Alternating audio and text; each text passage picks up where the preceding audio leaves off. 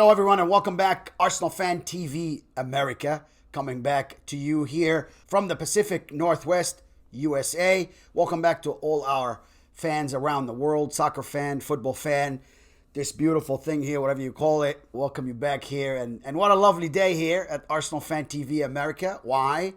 Because, again, we showed how solid Arsenal is this year with a great win, great match, great win, 4-2, Premier League over Leicester City, and that puts us tight with City on points. But of course, they're second, we're third, just because of a couple of goals. Listen, this is a fantastic result for us. We put the pressure on them. They played earlier before our game, 1-1, so we went in, the pressure was already on, right? And look, games like that, they're very important because, again, if you take your foot off the gas, what happened? Yeah, we lose points. And when you lose points, that could be the difference maker at the end of the year. If we are going to compete for the Premier League, then that's a necessity, right? That's a necessity. Anyways, again, great game. Before we go forward, please don't forget, subscribe, like, and share the episode if you love it.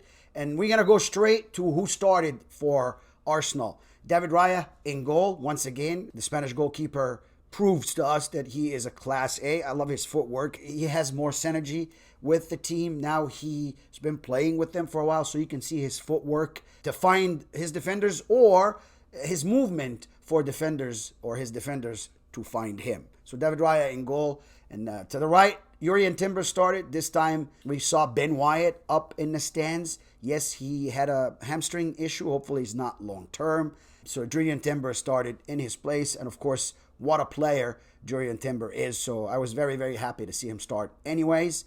In the middle, of course, our William Saliba and Gabriel. They started, of course. That's the best pair of defenders in the world right now, playing together. They're playing so well, defending so well, moving so well. And on top of that, Gabriel, of course, scoring a lot of very important goals.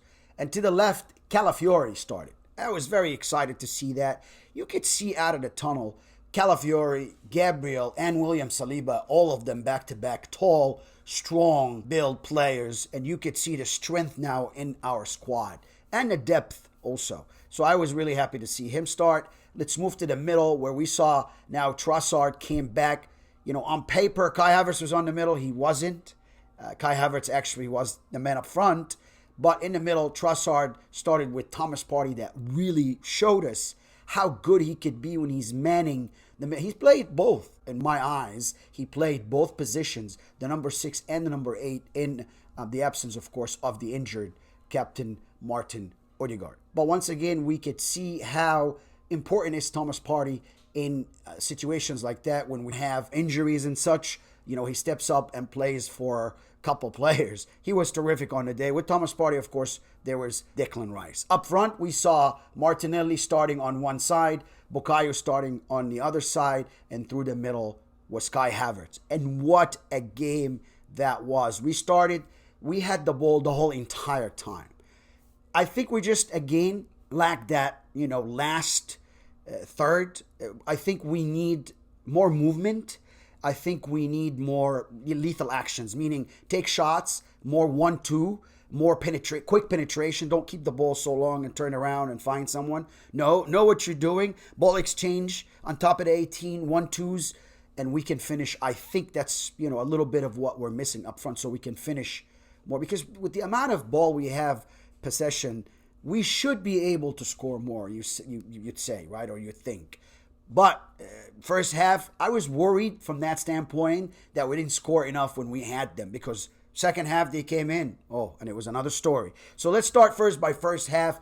Gabriel Martinelli from an amazing, for me, of course, and everyone else, man of the match, an amazing pass from man of the match, Leandro Trossard, and Martinelli was able to score his first goal, 20th minute. That was the first goal, and boy, it took the edge off of us because we needed it, but it was a great movement. I think Leicester City couldn't keep up with us, and we were too quick for them, and that's how Trossard right away pinned Martinelli that took the shot immediately when he saw it. I mean, he didn't really take time thinking about it. He knew where the goal was.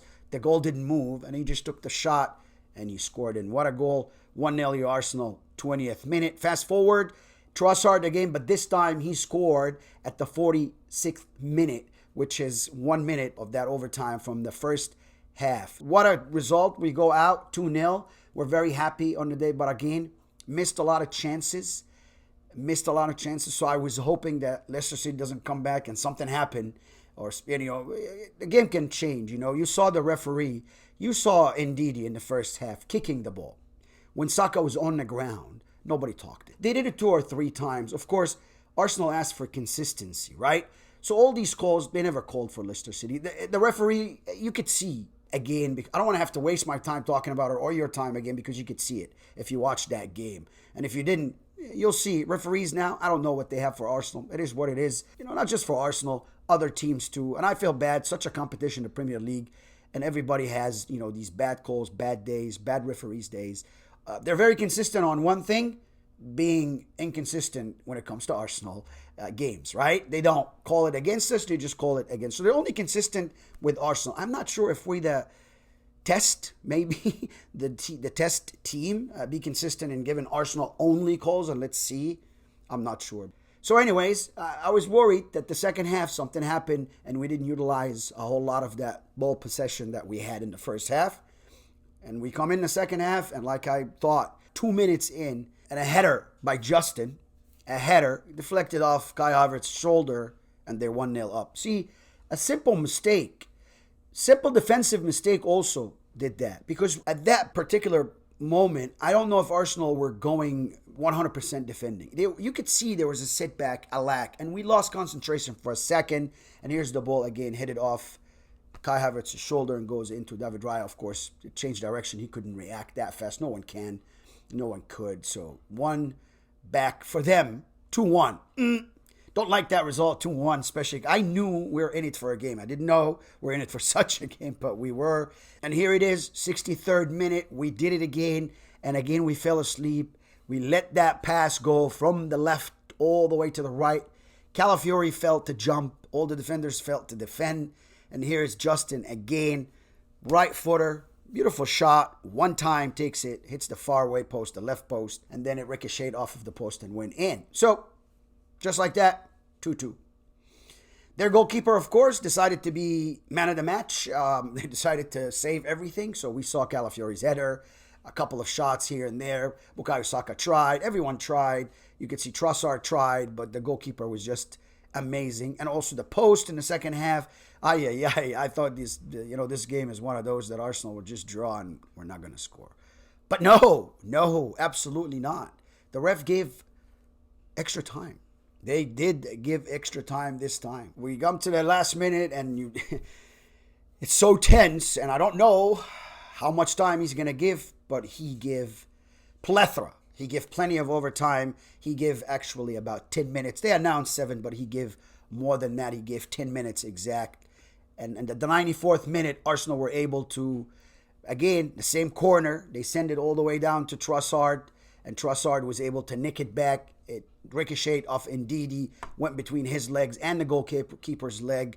And finally, 3-2 to the Arsenal. Fast forward a couple of minutes after that, 99th minute to be precise, we score again. But I'm going to stop, and that's why the ref gave it an offside. So let me ask you this. If you really saw the play, now the Leicester player kicked the ball. It hit Kai Havertz and went in. How is that an offside when it came from their player? But still, he raised the flag that they refuse to raise when it's offside. Now when it's not, they raise it. So I'm not sure what happened there. Both referees were clueless till VAR came to them and say, no, it's a goal. Yes, it was. Kai Havertz scores Arsenal's 4th goal, and a minute after that, we can all breathe. Concluded the game, 4-2 to the Arsenal, and what a game that was. And once again, like I said earlier, that we now are 3rd on the table. However, Manchester City are 2nd with the same exact point. They got a couple of goals ahead of us when it comes to goal differential, and Liverpool are number 1 on point. Liverpool is not away with 15 points. No, it's just 1 point. They have 15 points. Arsenal have 14 points. City has 14 points, again tied. And the same thing with 4th and 5th. Chelsea and Aston Villa, both of them 13 apiece. Same thing with 6th and 7th, believe it or not, 11 apiece, Fulham and Newcastle United. What a weekend that was. What a game that was. Couple more days, and you'll see Arsenal again. Tuesday, we will take on PSG, Paris Saint-Germain, one of Europe's finest. They're flying at the French League now. We'll take them on Champions League football Tuesday night at the Emirates.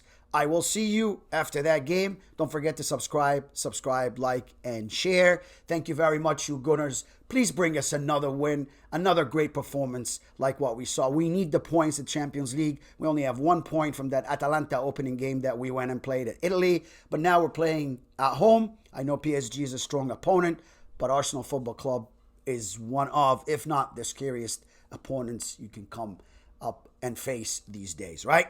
Thank you very much for watching once again, and I will see you after the Tuesday game. Bye now.